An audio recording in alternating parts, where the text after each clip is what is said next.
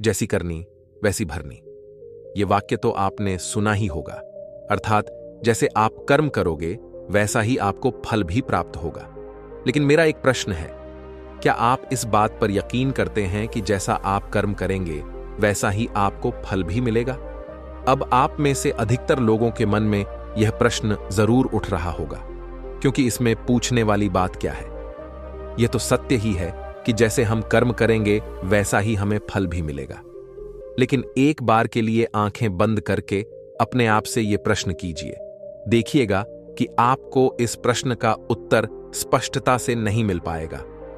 कहीं ना कहीं आपके मन में एक संशय जरूर होगा कि क्या यह बात सच है या झूठ, क्योंकि आपने अपने आसपास तो ऐसे कई लोगों को देखा होगा जो लोग बहुत अच्छे कर्म करते हैं, बहुत अच्छे स्वभाव के होते हैं। वे कभी किसी का बुरा नहीं करते, किंतु फिर भी उनके साथ हमेशा बुरा ही होता है। वो लोग हमेशा दुखी रहते हैं, हमेशा परेशान रहते हैं। आपने कई बार यह भी देखा होगा, या फिर आप में से ही कई ऐसे लोग भी होंगे जिन्होंने अपनी परीक्षाओं के लिए जी तोड़ मेहनत की होगी, लेकिन फिर भी अंत में उनके हाथ निराशा ही लगी। तो इसका अर्थ क्या हुआ? क्या इसका अर्थ यह है कि जिन भी महापुरुषों ने इस कहावत को कहा है, क्या यह झूठ है? क्या वो महापुरुष गलत थे? नहीं। वास्तविकता तो यह है कि हम अपने कर्मों का लेखा जोखा समझ ही नहीं पाते, और इसी कारण हम ये सोचते हैं कि हम तो बहुत अच्छा काम कर रहे हैं, हम लोगों की भलाई कर रहे हैं, लोगों की मदद कर रहे हैं, फिर भी हमें ना जाने क्यों हमेशा दुख और परेशानी उठानी पड़ती। लेकिन आज की जो कहानी मैं आपके लिए लेकर आया हूं, इस कहानी के माध्यम से आप ये समझ जाएंगे कि आखिर कर्मों का यह लेखा जोखा हमारे जीवन पर किस प्रकार प्रभाव डालता है। तो इस कहानी को सुनने से पहले इस वीडियो को लाइक करके चैनल को सब्सक्राइब करें और बेल वाले आइकन को ऑल पर सिलेक्ट कर लें, ताकि आपको इसी प्रकार की बुद्धा स्टोरी मिल सके। एक समय की बात है, एक गांव में दो भाई रहा करते थे। दोनों ही कुशल थे, किंतु उनमें से एक बहुत ही क्रूर और चालक, उसने धोखा देकर अपने छोटे भाई की सारी जमीन जायदाद अपने नाम करवा ली थी, और छोटे भाई के नाम पर कुछ भी नहीं बचा था। उसे तो बस एक टूटी फूटी झोपड़ी मिली थी, जिसमें वह और उसकी पत्नी रहा करते थे। उसकी पत्नी भी हमेशा बीमार रहती थी, और उसे तरह तरह की यातनाएं, पीड़ाएं और समस्याओं का सामना करना पड़ता था। छोटा भाई बहुत गरीब था, उसके पास पैसे भी नहीं थे ताकि वह अपनी पत्नी का इलाज करवा सके, लेकिन वह बहुत शांत स्वभाव का था, अच्छी प्रवृत्ति का था। इस कारण वह कभी किसी से क्लैश नहीं करता था, ना ही किसी के लिए बुरा सोचता था। वह कभी किसी का बुरा नहीं करता था। फिर भी उसके मन में हमेशा एक प्रश्न रहता था। वह हमेशा अपने आप से कहता था, हे ईश्वर, मैंने कभी किसी के साथ बुरा नहीं किया, कभी किसी का बुरा नहीं सोचा, फिर भी आखिर मेरे साथ इतना बुरा क्यों होता है? मेरी पत्नी हमेशा बीमार रहती है, मेरे बच्चों को 2 वक्त का खाना तक नसीब नहीं होता, और मैं चाहकर भी अपने परिवार को एक अच्छा जीवन तक नहीं दे पा रहा। आखिर ऐसा क्यों? वहीं पर दूसरी तरफ मेरा भाई है जो बहुत क्रूर है, चालक है, घमंडी है। उसे देखो, वो अपना जीवन कितने ऐशो आराम के साथ जी रहा है। उसके पास ढेर सारा धन है, रहने के लिए अच्छा मकान और खाने के लिए अच्छे अच्छे पकवान है। वह तो अपना जीवन मजे में जी रहा है, और मैं यहां पर घुट घुट कर मर रहा हूं। उसे कोई परेशानी नहीं, और मेरी परेशानियां खत्म होने का नाम ही नहीं लेती। ये सोचता हुआ वह इस विचार पर पहुंचा कि लगता है बुरे कर्मों का फल ही अच्छा होता है, और अच्छे कर्मों का फल अच्छा नहीं मिलता है। और देखते ही देखते यह बात उसके मन में घर करने लगी थी। ऐसे ही कई दिन बीत गए, और अब छोटा भाई और भी ज्यादा परेशान रहने लगा था, क्योंकि उसकी पत्नी की तबीयत ठीक होने का नाम ही नहीं ले रही थी, और उसके सामने तरह तरह की परेशानियां खड़ी थीं, जिन्हें देखकर वह मन ही मन रोता रहता, परेशान होता। एक दिन की बात है, वह किसी काम से दूसरे गांव की ओर जा रहा था। तभी उसकी नजर एक साधु पर पड़ी।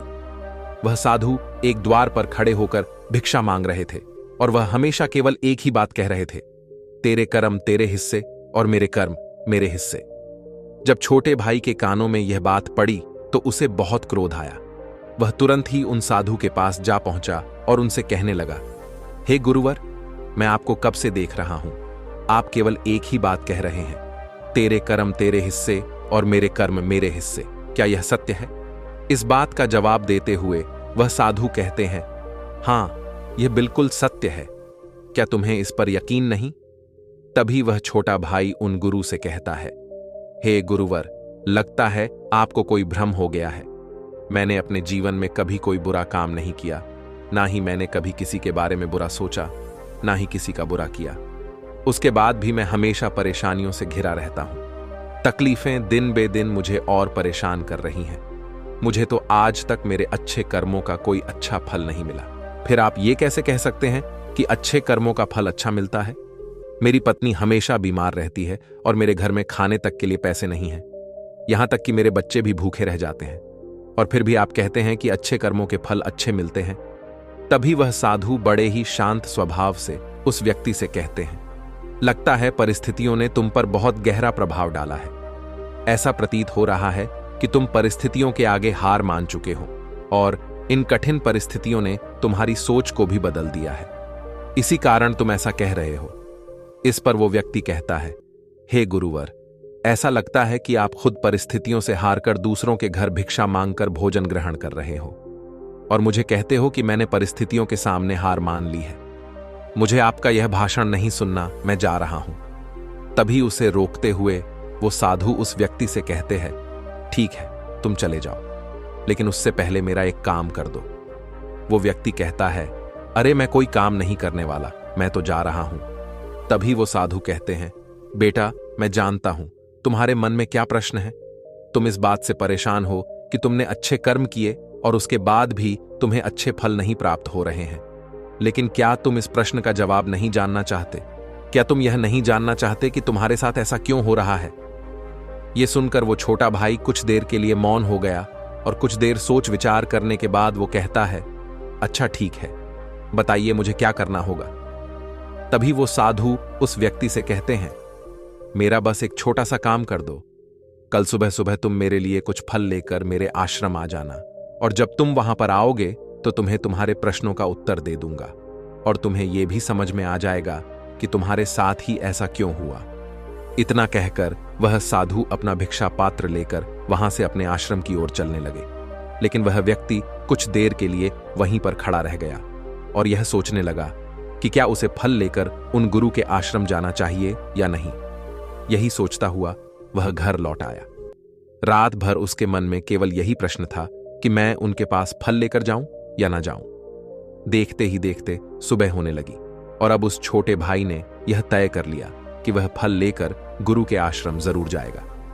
वह घर से निकलता है और कुछ फल खरीदता है, जिसे लेकर वह उन गुरु के आश्रम की ओर चल पड़ता है। उन गुरु का आश्रम थोड़ी दूर पर था और उसका रास्ता पड़ोस के जंगल से होकर गुजरता था, इसीलिए उस रास्ते पर कोई हलचल भी नहीं थी और जगह जगह पर लंगूर और बंदर दिखाई दे रहे थे। जब वो छोटा भाई फल लेकर उन गुरु के आश्रम जा रहा था, तभी उन बंदरों को देखकर उसके मन में यह विचार उठता है कि क्यों ना यह फल वह उन बंदरों को खिला दे। लेकिन तभी उसे याद आता है कि उन गुरु ने उसे वो फल आश्रम लाने को कहा है, इसीलिए वह जैसे तैसे अपने मन को मनाकर उन गुरु के आश्रम की ओर चल पड़ता है, और देखते ही देखते कुछ देर में वह उन गुरु के आश्रम पहुंच जाता है। वह उन्हें प्रणाम करके उनसे कहता है, ये देखिए, मैं आ गया, और जैसा कि आपने कहा था कुछ फल लाने के लिए वो भी मैं लेकर आया हूं। अब तो मुझे बता दीजिए कि आखिर मेरे साथ ही ऐसा क्यों होता है। तभी वह साधु मुस्कुराते हुए उस व्यक्ति से कहते हैं, बताता हूं, लेकिन उससे पहले तुम मेरे एक प्रश्न का उत्तर दो। तभी वह व्यक्ति कहता है, कौन सा प्रश्न? तभी वह साधु कहते हैं, जब तुम मेरे आश्रम की ओर आ रहे थे और तुम्हारे मन में जब यह विचार उठा कि तुम यह फल उन बंदरों को खिला दो, तो तुमने ऐसा क्यों नहीं किया? यह सुनकर वो व्यक्ति बड़ा आश्चर्यचकित हुआ। उसे यह समझ ही नहीं आ रहा था कि आखिर जो विचार उसके मन में उठा था वो उन साधु को कैसे पता चला। तभी वह व्यक्ति दोनों हाथ जोड़कर उन साधु से कहता है, गुरुवर, ये बात तो मेरे मन में थी, किंतु आपको कैसे पता चली कि मैं बंदरों को फल खिलाना चाहता था? तभी वह साधु मुस्कुराते हुए उस व्यक्ति से कहते हैं, बेटा, जरूरी ये नहीं कि मुझे यह बात कैसे पता चली। जरूरी तो यह है कि तुमने उन बंदरों को यह फल क्यों नहीं खिलाया। वह व्यक्ति कुछ देर के लिए सोच में पड़ गया और उसने हड़बड़ाते हुए उन साधु को जवाब दिया कि क्योंकि आपने मुझे ये फल आपके पास लाने के लिए कहा था। तभी वह साधु उस व्यक्ति से कहते हैं, बेटा, जिस तरह से एक बछड़ा हजारों गायों में भी अपनी मां को ढूंढ ही लेता है, ठीक उसी प्रकार कर्मकर्ता को ढूंढ निकालता है। जैसे कि यह कर्म मेरे हाथों से ही लिखा था कि मैं ही इन बंदरों को यह फल खिलाऊंगा, इसलिए तुम ये फल उन बंदरों को ना खिला सके और यह फल तुम मेरे पास लेकर आए। इतना कहकर उन साधु ने वह फल उन बंदरों को खिलाना शुरू कर दिया। लेकिन वह व्यक्ति अब तक उन साधु की बात का मतलब नहीं समझ पाया था। वह उन साधु से कहता है, हे गुरुवर, आप क्या कहना चाहते हैं? मुझे आपकी बात कुछ समझ नहीं आई। कृपया करके मुझे साफ और स्पष्ट तौर पर समझाए। तभी वह साधु मुस्कुराने लगे और उस व्यक्ति से कहते हैं, हम मनुष्यों को हमेशा से यही लगता है कि हम ही करता है और हम ही कर्म करते हैं, लेकिन वास्तविकता तो कुछ और है। यहां पर समझने वाली बात यह है कि कर्म हमारा चुनाव खुद करता है, हम कर्म का चुनाव नहीं करते। यदि आप किसी काम को करने के योग्य है तो कर्म आपको लाखों लोगों की भीड़ में से भी ढूंढकर निकाल ही लेगा। इसीलिए जरूरी यह है कि कर्म करने पर नहीं बल्कि योग्य बनने पर ध्यान दो। यदि तुम्हारा पूरा ध्यान केवल कर्म करने पर होगा तो तुम कभी भी योग्य नहीं बन पाओगे और कभी भी कर्म तुम्हारा चुनाव ही नहीं करेगा। इस पर वो व्यक्ति कहता है, हे गुरुवर, योग्य बनने से आपका क्या मतलब है? आपका कहना है कि क्या मैं अपने परिवार का पालन पोषण नहीं कर सकता? तभी वह साधु उस व्यक्ति से कहते हैं, नहीं नहीं, मेरे कहने का अर्थ यह नहीं है। मैं तो तुमसे यह कहना चाहता हूं, योग्य बनने के लिए जिन कर्मों की आवश्यकता होती है उसके लिए तुम्हें पहले छोटे छोटे कामों को करना शुरू करना होगा, और जब तुम उन कामों में निपुण हो जाओगे, कुशल हो जाओगे, इतने योग्य बन जाओगे तो बड़ा कर्म, या फिर यूं कहें कि यह मुख्य कर्म जिस कर्म के लिए तुम बने हो, वह कर्म तुम्हें ढूंढ ही लेगा और वह कर्म तुम्हारे पास खुद ही चला आएगा। उदाहरण के तौर पर तुम इन बंदरों को ही देख सकते हो। ये बंदर जब छोटे होते हैं तब से ही यह पेड़ों पर चढ़ना सीखते हैं, गुलाटियां लगाना सीखते हैं, दौड़ना सीखते हैं, छलांग लगाते हैं। शुरू मैं इसे तकलीफ होती है कि कभी गिर जाते हैं तो कभी इन्हें चोट भी लगती है, लेकिन धीरे धीरे यह उन कामों में निपुण हो जाते हैं, कुशल हो जाते हैं और उसके बाद इनका भोजन इन तक स्वयं ही पहुंच जाता है। इसीलिए अपनी रोजमर्रा की जिंदगी में भी छोटे छोटे कर्म करते रहो तो बड़ा कर्म तुम तक खुद चला आएगा और तुम किसी भी बड़े लक्ष्य को प्राप्त कर सकोगे। आगे वह साधु उस व्यक्ति से कहते हैं, और यदि तुम योग्य बनने के लिए कर्म करोगे ही नहीं तो दूसरे लोगों के कर्म भी तुम पर हावी होने लगेंगे, तुम्हारे जीवन को प्रभावित करने लगेंगे। उदाहरण के लिए तुम्हारी पत्नी को ही ले लो। तुम्हारी पत्नी कई दिनों से बीमार है और इसकी तबीयत ठीक ही नहीं हो रही है, और तुम यह सोचते हो कि पता नहीं तुम्हें किन कर्मों की सजा मिल रही है। तुम अपने आप को अभागा समझते हो, असहाय महसूस करते हो, लेकिन वास्तविकता तो कुछ और ही है। तुम्हें यहां पर यह समझने की आवश्यकता है कि तुम्हारी पत्नी बीमार अपने कर्मों से है, ना कि तुम्हारे कर्मों से।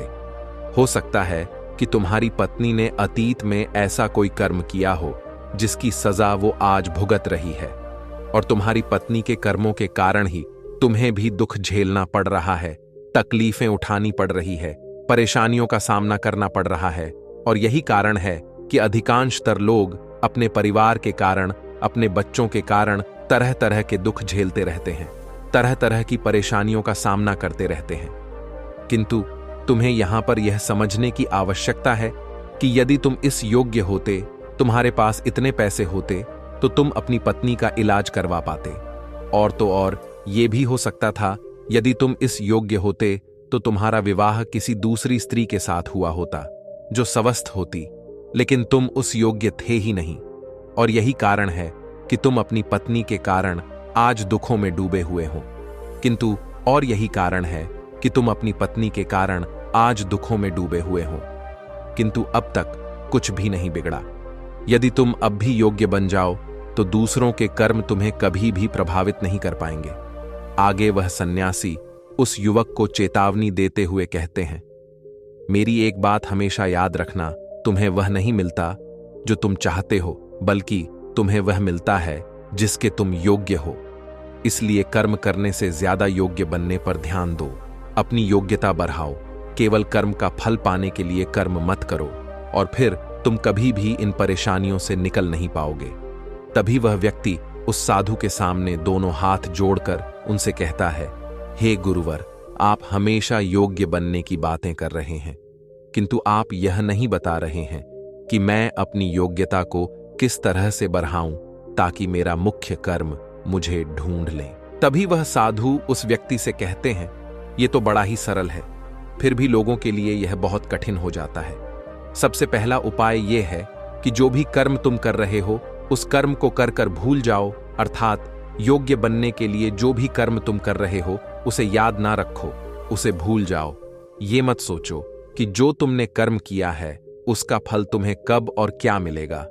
इसीलिए तो कहा जाता है कि कर्म करो, फल की चिंता मत करो। यदि तुम्हारा मन हमेशा फल की चिंता में ही लगा रहेगा तो इसका अर्थ ये हुआ कि तुमने वास्तविक तौर पर कोई कर्म किया ही नहीं।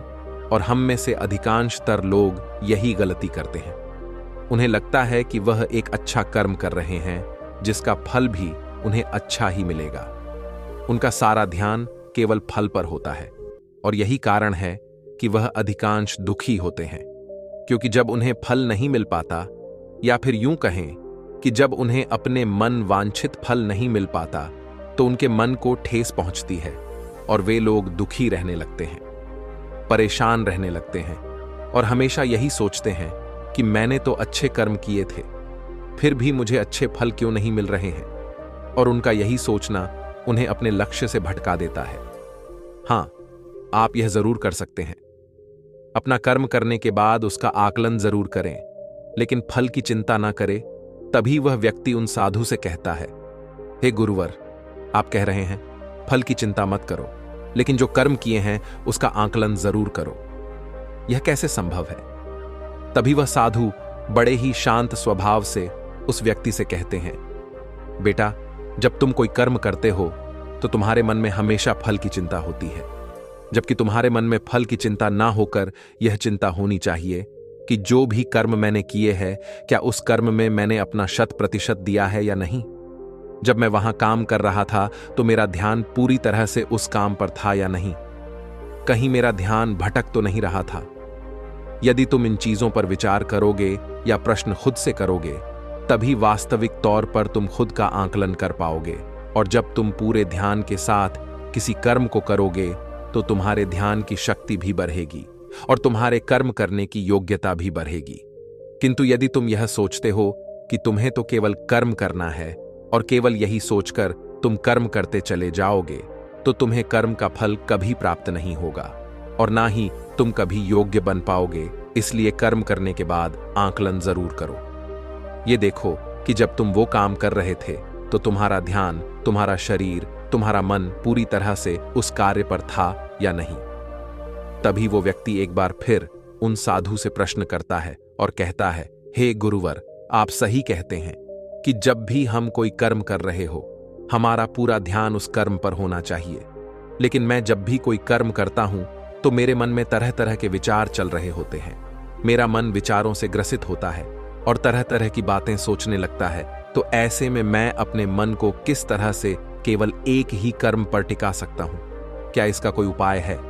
तभी वह साधु मुस्कुराते हुए उस व्यक्ति से कहते हैं, बेटा, जब तुम कोई कर्म कर रहे हो और उसमें जब तुम अपना पूरा भाव लगा देते हो, अर्थात कर्म करते समय अपना पूरा भाव डाल देते हो, तो तुम्हारा मन, शरीर और तुम्हारे भाव उसी क्रम पर केंद्रित हो जाते हैं और तुम पूरी निष्ठा, प्रेम और सद्भाव के साथ उस कर्म को कर पाते हो, अर्थात अपना 100% दे पाते हो।